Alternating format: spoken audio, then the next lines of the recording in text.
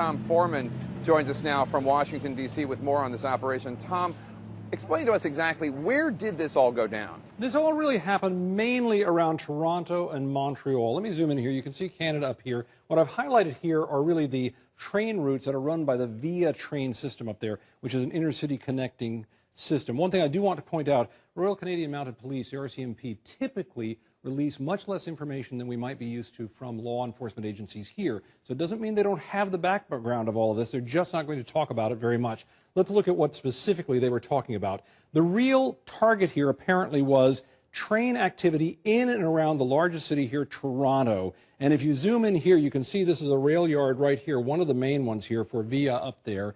These suspects apparently scouted out these locations, watched the comings and goings of trains, looked at the security system here, and had a real target of trying to hit this system. Why would that matter so much? Well, because VIA carries more than 4 million people on trips every year up there in Canada.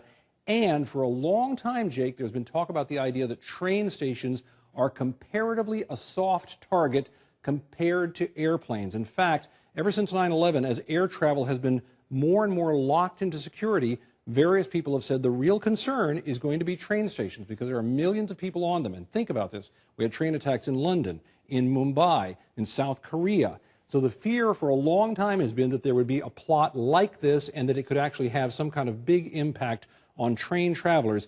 And this route, the primary route for VIA, runs generally along the U.S. border. So if, in fact, this is al-Qaeda sponsored, if they prove all of that, you've got to know there's a lot of discussion going on about whether or not this is even testing grounds, seeing how much can be hit here and how much could be carried across the border on U.S. train routes. Jake?